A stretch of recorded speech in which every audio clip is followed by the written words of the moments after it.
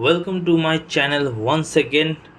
तो हम लोग प्रोसीड कर चुके हैं लीनियर रिग्रेशन और लॉजिस्टिक रिग्रेशन से आगे।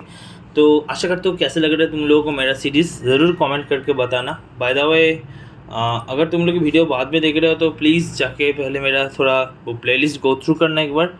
Late me just open YouTube once. यहाँ पर जाओगे, यूट्यूब में जाके मेरा चैनल सर्च करना, ठीक है। देखो क्या है, गेनर, स्किल्स गेनर नाम से सर्च करना, आशा करते हो आ जाएगा। हाँ, ये आ गया। देखो ये मेरा चैनल है। यहाँ पर प्लेलिस्ट में जाने के बाद तुम लोगों को मिल जाएगा ये प्लेलिस्ट। इसमें 3 वीडियो है बेसिकली, लीनियर रिग्रेशन और लॉजिस्टिक रिग्रेशन के अलग साइड, ठीक है। और आज हम लोग 4th वीडियो बनाने वाले हैं, बहुत ही ज़्यादा क्रूशल और important classification algorithm decision tree के ऊपर, ठीक है। तो इसका भी मैंने सब कुछ यहाँ पर डिस्क्रिप्शन में डाल दिया है, तो जाके एक बार चेकआउट कर लेना। एनीवेज, जस्ट सेकेंड, रिकॉर्डिंग चालू हुआ तो हाँ सही है। तो आज हम लोग डिसीजन ट्री के बारे में पढ़ने वाले हैं। देखो इसका कोडिंग ऑब्वियसली दूसरा वीडियो में होगा, बहुत ही ज़्यादा इसमें थ्योरीज है, ठीक है।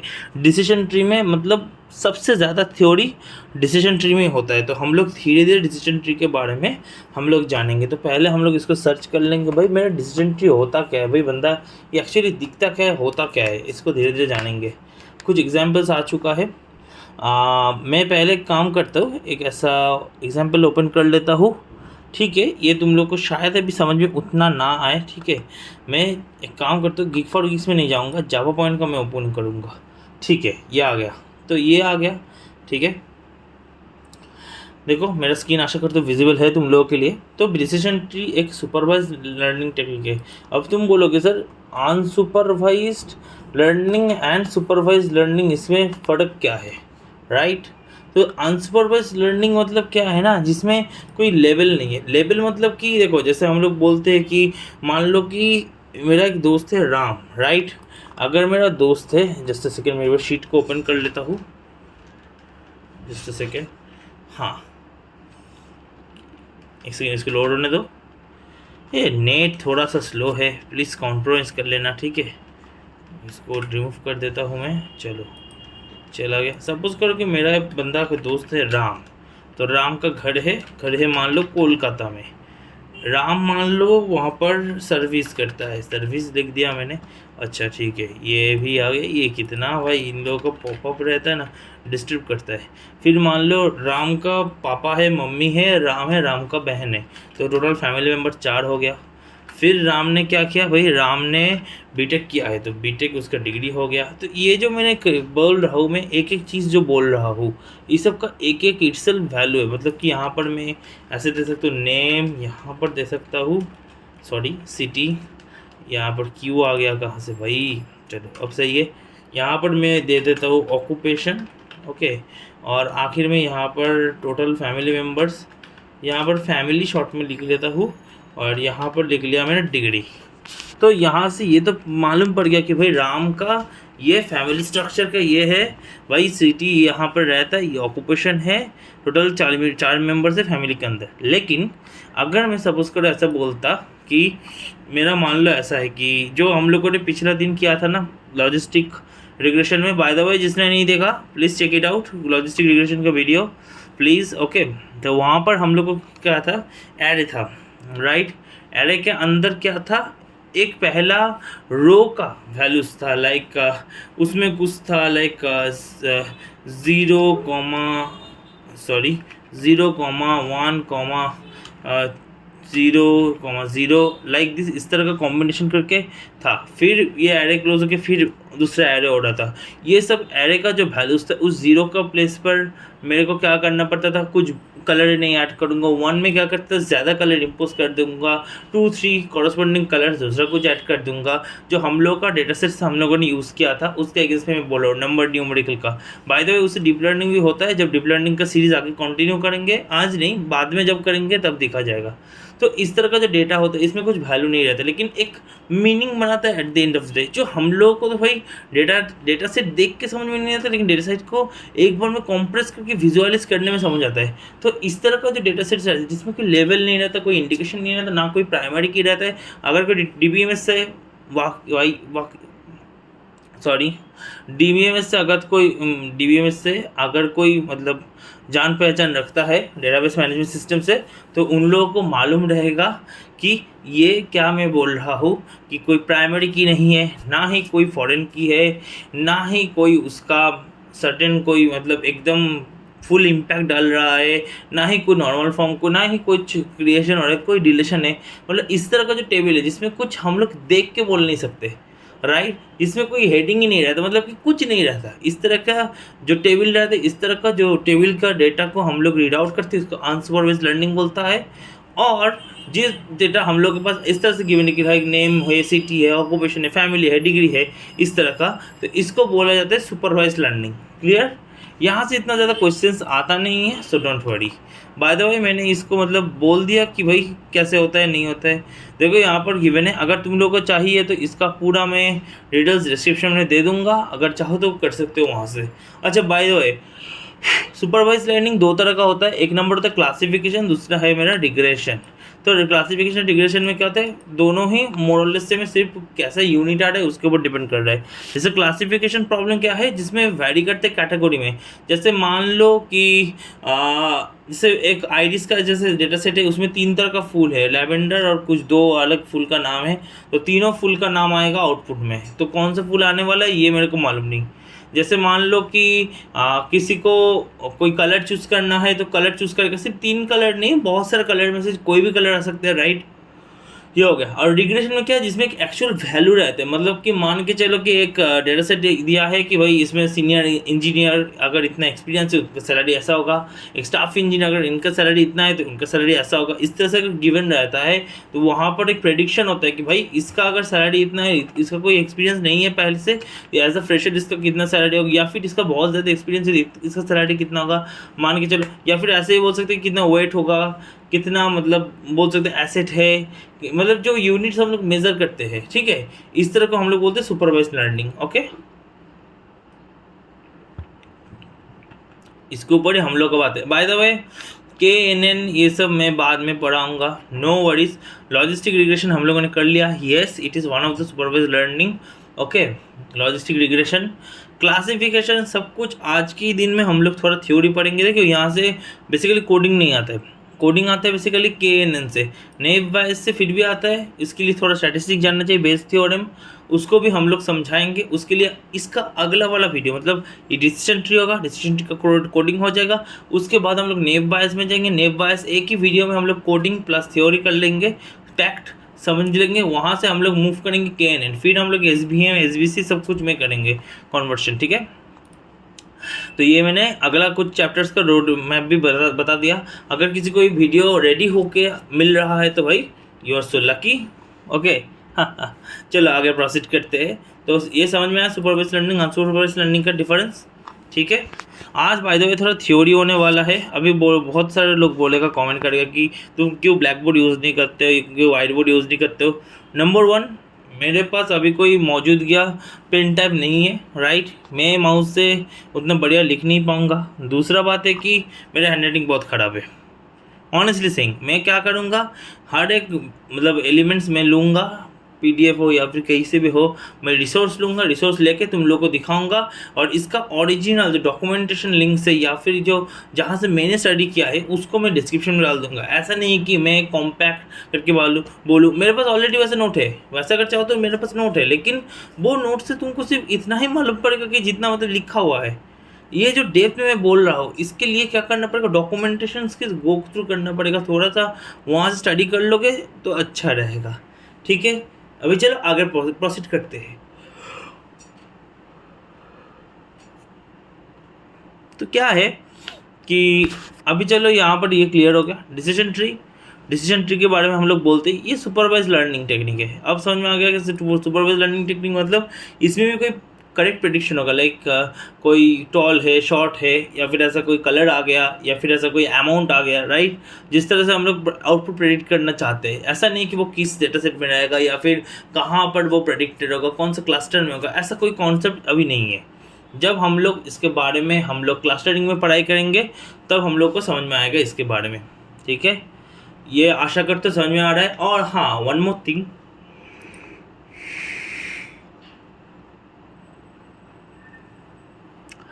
ओके, क्या कोई बढ़िया पिक्चर नहीं है? जस्ट अ सेकेंड, मैं इमेजेस से देखता हूँ। एक बढ़िया कोई पिक्चर नहीं है डेटा सेट्स में, इसको देखता हूँ। जैसे इसमें गिवन है, देखो ये एग्जांपल देखो बढ़िया से। हाँ चलो, एक रूट नोड है। रूट नोड मतलब कि इसके अंदर में सब कुछ है। इसको हम लोगों ने पहले किसके अगेंस्ट में सेग्रीगेट किया है? एज के। तो एज के अगेंस्ट में हम लोगों ने सेग्रीगेट किया है भाई। एज के हिसाब से देखूंगा कि मेरा कितना कितना सेग्रीगेट हो रहा है। अगर मैं देखूंगा कि लेस देन 18 हो रहा है तो उसमें ज़्यादातर के मेंबर्स आ रहा है तो वेट आ गया। अगर 18 से 30 हो गया तो लो रिस्क आ गया इसका, और ग्रेटर देन 30 हो गया तो स्मोकर जोन में आ गया, राइट।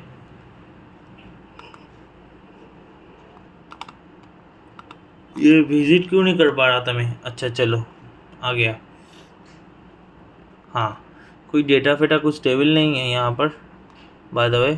तो हाँ, इस सब के बारे में हम लोग बाद में गो थ्रू करेंगे, लेकिन हाँ मतलब कि समझ लो कि जैसे हम लोगों ने किया ना ई फेल्स, या फिर कोई किया था ना हम लोगों ने बचपन में कि एक फ्लो चार्ट बनाना कि इसके बाद ये होगा, इसके बाद ये होगा। फ्लो चार्ट की तरह ही है, सिर्फ यहाँ पर कुछ कंडीशन आ जाएगा। कंडीशन आने के बाद हम लोग उसको एक वे में, दो वे में, एक वे में तो नहीं होता सॉरी, टू या फिर मोर देन टू वेज में हम लोग उसको ब्रेक कर सकते हैं। छोटा छोटा उसको नोड्स बनाएंगे। नोड्स मतलब कि ये जो देख रहे हो नीचे इटसेल्फ, ये भी एक नोड है, ये मतलब रूट नोड है बेसिकली। इसके बाद ये सब लीफ नोड हो रहा है क्रिएशन, ठीक है। इसका भी चाइल्ड्स मतलब कि इसका भी नोट्स बनेगा आगे कि भाई कितना क्या किसका है नहीं है, क्योंकि सबका सब कुछ सेम नहीं है। ऐसा मान के चलो कि इसमें एज गिवन है, ठीक है। एज के बाद अगर देखोगे तो एज की सबसे सेग्रीगेट हो गया, लेकिन यहाँ पर देखो किसी का वेट ग्रेटर देन 60 है, किसी का वेट लेस देन 60 है, तो इस तरह का बात, इसलिए ये फिर से सेग्रीगेट हो जाएगा। यहाँ पर 18 से 30 में उसका मतलब है कि यहाँ पर कोई भी ग्रेटर देन 60 वेट में नहीं है, इसलिए इसका रिस्क लो हो गया। या फिर इसमें मान लो कि स्मोकर में, मान लो स्मोकर में अंदर आ जाऊँगा, स्मोकर में जो स्मोक नहीं करते जिसका, उसका मरने के चांस कम है, लो रिस्क हो गया। और जो स्मोकर में ज़्यादा स्मोक करते उसका हाई रिस्क हो गया। तो इस तरह से डिसीजन ट्री हम लोग का इस्टेब्लिश होता है, ठीक है। ये डिसीजन ट्री के अगेंस्ट में हम लोग का हंट एल्गोरिदम है, कार्ट है, आईडीएटी, C4.5, स्लिक है, स्प्रिंट है। तो बहुत तरह का एल्गोरिदम है। हम लोग हंट एल्गोरिदम के बारे में ही जानेंगे। आशा करता हूँ कि डिसीजन ट्री जितना दूर मैं पढ़ाया हूँ उतना में समझ आ गया होगा। अगर बाई चांस नहीं आ रहा है डिसीजन ट्री के बारे में, एक बार जाके रिवाइंड कर लो। मैं डिसीजन ट्री को लेकर एक 3 आवर्स का स्पेशल वीडियो बनाने का सोच रहा हूँ। अभी I am not pretty sure. अगर तुम लोगों का रिस्पॉन्स अच्छा है कि भाई बनाओ 3 घंटे का वीडियो, हम लोग को देखना है, हम लोग को एक्चुअली समझने की क्या हो रहा है। देखो इतना तो ऐसा हार्ड कोड कुछ नहीं है, बहुत ईजी है। और डिसीजन ट्री का ये जो हम लोगों का जो मतलब मैपिंग करने का कॉन्सेप्ट है, ये I am telling you honestly saying, तुमको डीप लर्निंग में जाके काम में आएगा, अभी नहीं आएगा उतना, ठीक है। डिसीजन ट्री बेसिकली हम लोग उतना यूज़ करते भी नहीं है, क्योंकि डिसीजन ट्री एकदम प्रॉपरली ब्रेक कर देता है और एक्यूरेट, एकदम एक्यूरेसी लाता है, लेकिन बहुत ज़्यादा टाइम लगता है।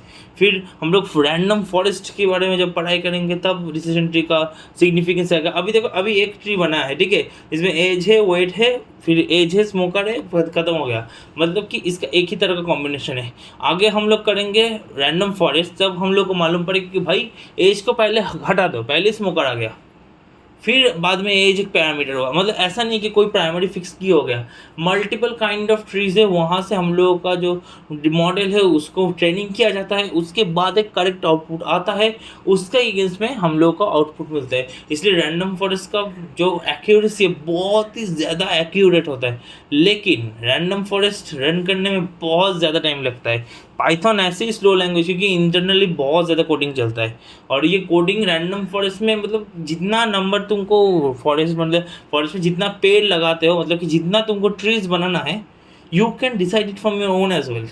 जब हम लोग रैंडम फॉरेस्ट के बारे में पढ़ेंगे उसके बारे में भी डेप्थ में डिस्कस करेंगे।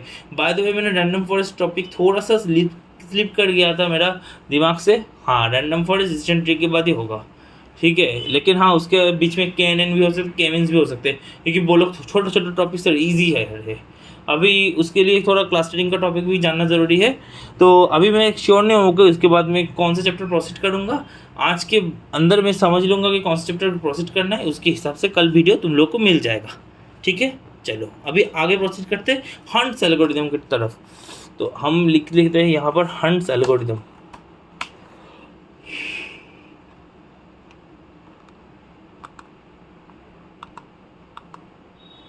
Bye the way hunts algorithm से तुम लोगों का देखना कि हर बहुत बार एग्ज़ाम में क्वेश्चंस आता है, ठीक है, थ्योरी क्वेश्चंस आता है, कुछ कुछ हद तक तो तुम लोग को मैथ्स करने देते हैं, कोडिंग फोडिंग उतना आता नहीं। हंट्स एल्गोरिदम एक एल्गोरिदम है, ठीक है, चाहो तो खुद इम्प्लीमेंट कर सकते हो, लेकिन उसका कोडिंग उतना नहीं आता है। Bye the way decision tree का कोडिंग होगा इटसेल्फ, सो डोंट वरी। बाद में जब रैंडम फॉरेस्ट होगा ना, I am telling you, majority student बोलेगा कि आपने क्यों ये करवाया, आपने क्यों ये हंट्स एल्गोरिदम करवाया, आपने मतलब एक बार में रैंडम फॉरेस्ट क्यों नहीं करवाया। लेकिन हाँ, मैं बेसिक जानना इंपॉर्टेंट है। पहले 2+2 करोगे, उसके बाद ही तुमको 2+2 का स्क्वायर या फिर कैसे उसका एक्यूरेसी आ रहा है वही इंपॉर्टेंट समझ में आएगा, ठीक है। हंट्स एल्गोरिदम एक तरह का वो एल्गोरिदम है डिसीजन ट्री का, ठीक है। तो इसमें जैसे हम तुमको ऑलरेडी बताया प्रीवियसली कि भाई मेरा एक ऐसा नोड होता है, नोड को इस तरह से ब्रेक किया जाता है। इसे देखो यहाँ पर ब्रेक किया गया है कि पहले हम लोगों ने रिफंड के अगेंस्ट में लिया। रिफंड में देखो येस और नो सिर्फ 2 इनपुट है, राइट। तो मैंने येस के अगेंस्ट में एक ब्लॉक बनाया, नो के अगेंस्ट में एक ब्लॉक बनाया। जो येस के अगेंस्ट में ब्लॉक हो गया तो वहाँ पर देखो जिसने रिफंड दिया उसने चीटिंग नहीं किया, तो प्रॉपरली वहाँ पर नो है, करेक्ट। तो इसमें नो मैंने पुट कर दिया, ये आउटपुट है। Bye the way decision tree में हमेशा इस तरह का एक टेबल होता है जहाँ पर एक प्रॉपर आउटपुट का कॉलम होता है, बाकी इनपुट का कॉलम्स होता है। बाय द वे ये तुमको डिफाइन करना पड़ेगा कि कौन सा आउटपुट का कॉलम होगा, कौन सा इनपुट का कॉलम होगा। सब कुछ हम लोग कोडिंग के समय और भी डेप्थ में जानेंगे। अभी के लिए थोड़ा ऊपर समझ लो, क्योंकि इसमें बहुत ही ज़्यादा थ्योरी पार्ट कवर होने वाला है। क्योंकि इसके बाद ना ये थ्योरी पार्ट होगा, इसके बाद ना एक आध वीडियो ऐसा देना पड़ेगा जिसमें सिर्फ थ्योरी पार्ट होगा, मतलब कि उसमें कोई कोडिंग का लिंकेज ही नहीं रहेगा। ग्रेडियंट डिसेंट है, ठीक है, फिर और भी तरह का है। शायद मैं आज तुम लोगों को आगे प्रोसीड करूँगा तब शायद तुम लोग को बायसनेस अनबायसनेस के बारे में समझा दूंगा। नहीं, इंग्लिश का जो है ना वही है, थोड़ा डिसीजन ट्री के बारे में समझेंगे, ठीक है। तो इस तरह से बात होगा। तो आगे देखता हूँ मैं, अभी उसका भी साथ डिसीजन ट्री का एडवांटेजेस डिसएडवांटेजेस भी मैं तुमको बताऊँगा, ठीक है। ये जैसा गिवन है कि डेटी है, वाई लेवल है, भाई फॉलोइंग इज रिकर्सिव डिफरेंशियल, भाई इतना मतलब डेप्थ में और इतना डिफिकल्ट में लिखा है। देखो आज मैंने लगभग मान लो कि 1-1.5 साल से मैं प्रिपरेशन कर रहा हूँ, पढ़ाई कर रहा हूँ, that's why I know it very well. लेकिन एज अ बिगिनर तुमको मालूम नहीं, इसी तुमको एकदम देसी भाषा में समझा रहा हूँ, जितना है उतना में यूजेबल करो। तो देखो ये जो चीट टेबल है, बेसिकली चीट का जो कॉलम है ये बेसिकली आउटपुट कॉलम है मान के चलो। तो क्या कर रहा हूँ मैं, जब रिफंड मेरा हो रहा है येस, तब मेरा हर चीट देखो उसके अगेंस्ट में नो है, ओके। 3 येस है, इसके अगेंस्ट में सब नो दिया है। तो भाई मेरा इसमें से कुछ क्रिएट नहीं होगा, क्योंकि मेरा ऑलरेडी इसमें क्या हुआ, 3 ही नो आ गया है। क्या बोला मैंने, 3 ही नो आ गया है। जब इस तरह का रहता है ना कि भाई जो मेरा एक नोड बना, राइट, एक मेरा नोड बना, उसमें आउटपुट हर सेम है, पूरा ये से या फिर पूरा नो है या फिर पूरा ही उस वैल्यू में है, मतलब कि उसमें कोई मतलब इम्प्योरिटी नहीं है मान के चलो, राइट। या फिर ऐसा मान के चलो कि कोई एक्स्ट्रा एड ऑन्स नहीं है, कोई दूसरा अलग आउटलायर डेटा नहीं है। जब इस तरह का बात होता है ना तो हम लोग उसको बोलते हैं प्योर नोड। क्या बोलते हैं हम लोग इसको, प्योर नोड। थोड़ा नोट डाउन कर लेना, ये सब बहुत ज़्यादा इंपॉर्टेंट टॉपिक्स और कॉन्सेप्ट्स है। प्योर नोड बोलते हैं हम लोग। इसके बारे में भी हम लोग मतलब मैं डिस्क्रिप्शन में लिख दूंगा, ठीक है। जस्ट वीडियो में आगे बढ़ते बढ़ते कभी कभार डिस्क्रिप्शन को खोल के चेकआउट कर लेना, उसका डेफिनेशन लिखा रहेगा। प्योर नोड मतलब कि इसको लिखेंगे आ node which is completely having an output only, as for example only yes, okay, ये सॉरी, और only no, गॉट इट। इस तरह से हम लोग करना पड़ता है। ये हो गया मेरा प्योर नोड। अभी मतलब इसका उल्टा क्या होगा sir, impure node. Impure node मतलब कि which isn't having completely an output only, right. बस ये हो गया। सिंपल। इसमें क्या होगा, ओनली ये से ओनली नो नहीं रहेगा। लाइक फॉर एन एग्जाम्पल, अगर मैं यहाँ पर छोड़ देता इसको, राइट, तो इसका नो का इसमें बहुत सारे येस है, ठीक है, चीटिंग में येस है। और अलग से रिफ़ंड भी वो लोग नहीं किया है, अलग से वो लोग ने रिफ़ंड किया भी होगा शायद, नहीं रिफ़ंड नहीं किया है, उसके में चीटिंग में भी येस है, मतलब चीटिंग में भी नो है, मतलब कि यहाँ पर कन्फ्यूजन हो रहा है, सीधा बात, मतलब कि मल्टीपल टाइप्स ऑफ डेटा आ रहा है, जिससे इम्प्योर हो रहा है। करेक्ट, यहाँ तक समझ में आया आशा करता हूँ। अभी हम लोग समझेंगे कि लो डिग्री इम्प्योरिटी, ठीक है।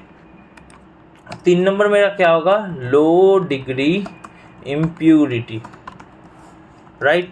एक ऐसा नोड मान लो, ठीक है, जिसमें बहुत ही कम पार्ट है, एक तरह का आउटपुट है, कॉम्पेट एक बहुत ही ज़्यादा पार्ट है, उसमें आउटपुट है। लाइक फॉर एन एग्जाम्पल, गुस्सा हो जाओगे, please do not worry, please थोड़ा माफ़ कर देना, भूल चूक हो गया तो ईयर उसके साथ साथ मेरा विनर है, ठीक है। तो मेरा ईयर 2023 में मेरा जीता CSK IPL, राइट। 2021 में भी कौन जीता, ऑब्वियसली CSK। 2018 में कौन जीता, वो भी CSK। 2014 में कौन जीता, वो था KKR। 2012 में कौन जीता, वो था KKR। और 2011 में कौन जीता, वो था CSK। और 2010 में कौन जीता, वो भी था CSK। तो अगर तुम इसका कैलकुलेशन देखोगे तो भाई इसका विनर क्लियर कट CSK है। अगर तुम देखोगे तो इसमें 5 CSK का ट्रॉफी है और KKR का सिर्फ 2 ट्रॉफी है, तो यहाँ पर उसका रेशियो बहुत ही ज़्यादा कम हो गया, ठीक है। तो KKR अगर ऐसा रहता कि 3-4 ऐसा रहता कि KKR का भी ट्रॉफी रहता तो ये लो डिग्री नहीं होते, हाई डिग्री चला जाता, लेकिन ये लो डिग्री हो गया क्योंकि इसमें CSK डेफिनेटली विनर है। अगर एक नोट बनाऊंगा इसमें, राइट, तो नोट बनाने के बाद मेरा क्या होगा, इसमें CSK के पास 5 ट्रॉफी है और KKR के पास सिर्फ 2 ट्रॉफी है। तो ये नोट में मेरा 7 केसेस है जिसमें से 5 CSK डोमिनेट कर रहा है, मतलब कि ये हो गया low degree impurity. Chennai fans OP in the chat, लेकिन हाँ प्लीज़ कोलकाता फैंस बुरा मत मानना, अगला बार KKR है तो यार हो सकता है, I am from Kolkata as well, okay. जो तो ये एक एग्जांपल रहा लो डिग्री इम्प्योरिटी का, आशा कर तो ये समझ में आ गया होगा।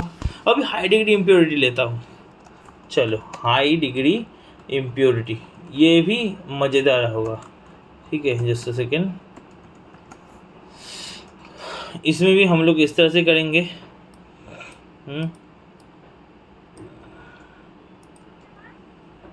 भाई साहब 2021, 2022 में तो नहीं जीता था ना, 2022 में कौन जीता था IPL, मैं भूल गया भाई द वे। अच्छा 2013 में जीता था, सॉरी, मुंबई इंडियंस, राइट। आगे प्रोसीड करता हूँ मैं, एक सेकेंड। हाँ 2013 में जीता था मुंबई इंडियंस। 2015 में भी जीता था मुंबई इंडियंस। 2019 में भी जीता था मुंबई इंडियंस, ठीक है। 2017 में भी जीता था मुंबई इंडियंस। और मेरा यहाँ पर हो गया, और कुछ साल मिस कर रहा हूँ बाय द वे, तो सॉरी। और 2010 में जीता था CSK। तो इसमें अगर एक नोट बनाऊंगा मैं, ठीक है, इसमें अगर एक नोट बनाऊंगा तो मेरा CSK के भी पास 4 ट्रॉफी है और मुंबई इंडियंस के पास भी मेरा 4 ट्रॉफी है। तो दोनों के पास इक्वल अमाउंट ऑफ ट्रॉफी आ गया। अगर एक आध कम ज़्यादा होगा उससे फ़र्क नहीं पड़ेगा। अगर तुम इसका रेशियो भी करोगे CSK और मुंबई इंडियंस का ट्रॉफी का रेशियो, तो एक्चुअली 1 आ जाएगा, जो कि बहुत ही अच्छा इम्प्योरिटी का सिग्निफिकेंस है। मतलब कि भाई यहाँ पर मेरा 50% चेन्नई के पास है, 50% मुंबई के पास है, डेफिनेटली इस हाई डिग्री इम्प्योरिटी। क्या बोला जाता है इसको, हाई डिग्री इम्प्योरिटी। यहाँ तक आशा करता हूँ तुम लोगों को समझ में आ गया होगा। बहुत ही देशी भाषा में आसानी से बता रहा हूँ। ऑलरेडी इसका 20 मिनट क्रॉस हो चुका है यही समझाने में। अभी और भी मतलब इसके बारे में और ज़्यादा डेप्थ में जाना पड़ेगा। तो एक काम करता हूँ, ये वीडियो को मैं सिर्फ इतना दूरी रखता हूँ। इसके बाद हम लोग स्प्लिटिंग के बारे में समझेंगे अगला वीडियो में। स्प्लिटिंग के साथ ही साथ हम लोग इसको समझेंगे कि किस तरह से इंडेक्सिंग होता है, ठीक है। फिर उसके बाद हम लोग गिनी इंडेक्स ये सब कंप्लीट करके फिर वहाँ से हम लोग प्रोसीड कर जाएंगे। इसका स्प्लिटिंग को एंट्रोपी ये सब होगा, एक्सेट्रा होगा, क्योंकि ये सब भी पढ़ने जाऊँगा ना, ऑलरेडी इसमें टाइम बहुत ज़्यादा लग जाएगा। IG हो जाएगा, IG के बाद तुम्हारा डिसीजन ट्री का एल्गोरिथम किस तरह से काम करते हैं इसको मैं समझाऊँगा। इसके लिए भी एक और वीडियो लगेगा। इसके बाद हम लोगों का आएगा तुम्हारा बायस नेस्ट, ठीक है। फिर इसके बाद तुम्हारा हम लोग डिसीजन ट्री का जो कोडिंग है उसको कर लेंगे। तो आशा करता हूँ तुम लोग को ये सीरीज़ पसंद आ रहा होगा। उम्मीद करता हूँ कि तुम लोगों को प्लीज़ एक ही बात बोलूँगा कि इसके बाद प्लीज़ अपना दोस्त यार सबके अंदर थोड़ा शेयर कर दो वीडियो को, तो मुझे बहुत खुशी मिलेगा, ठीक है। बट एनीवेज ऑब्वियसली मैं तुम लोग को हेल्प करूँगा। ये वाला वीडियो जस्ट एक मतलब क्या बोलूँ, थोड़ा सा डिटेल्स, थोड़ा सा डेप्थ वाला, कॉन्सेप्चुअल वाला रहा, राइट। और इसके बगैर इसके बाकी जो पार्ट्स आने वाला है, दूसरा पार्ट आएगा। दूसरा पार्ट के बाद थ्योरी के बाद कोडिंग ज़्यादा टाइम नहीं लगेगा। कोडिंग वो बेसिकली वो किस तरह से हम लोग कौन सा लाइब्रेरी से इंपोर्ट करते हैं, किस तरह से वही ट्रेनिंग टेस्टिंग स्प्लिट करेंगे, उस तरह से रन करेंगे, उसके अकॉर्डिंग हो जाएगा। लेकिन इसके अंदर भी हम बहुत ज़्यादा ट्विस्ट डालने वाले हैं। डिसीजन ट्री है, उसके बाद रैंडम फॉरेस्ट है, बहुत ही ज़्यादा इंपॉर्टेंट कॉन्सेप्ट आने वाला है, तो प्लीज़ चेकआउट करना। और जो मेरा नया है इस चैनल में, ऑब्वियसली मेरा चैनल स्किल्स गेनर को ज़रूर लाइक शेयर सब्सक्राइब कर लेना, नोटिफिकेशन का बेल ऑन कर देना। एंड ऑब्वियसली ये रहा मेरा स्किल्स गेनर का चैनल, ठीक है। इसमें जो प्लेलिस्ट है इसे थोड़ा काइंडली गो थ्रू कर लेना, ठीक है। जब तुम लोग देखोगे तो 4 वीडियो से भी ज़्यादा हो जाएगा। ये लाइक वीडियो की जिसको मैंने लाइक किया है, सो ये तुम लोग को शो नहीं करेगा डेफिनेटली, ठीक है। और ये सिर्फ तुम लोगों को शो करेगा, ठीक है। इसको थोड़ा गो थ्रू कर लेना, यहाँ से पिछला वीडियो थोड़ा देख लेना। और आशा करता हूँ तुम लोग को मेरा सीरीज़ पसंद आ रहा होगा। प्लीज़ शेयर करना, मेरा भी थोड़ा रीच बढ़ा देना, ठीक है। और ऑब्वियसली इस चैनल में नए हो तो please like comment share subscribe कर लेना, नोटिफिकेशन का बेल ऑल कर देना। और कोई भी दिक्कत होगा शुभदीप@LinkedIn ID, ठीक है, कनेक्ट कर लेना। तो मिलते हैं अगले वीडियो में, तब तक के लिए bye bye, thanks for your time.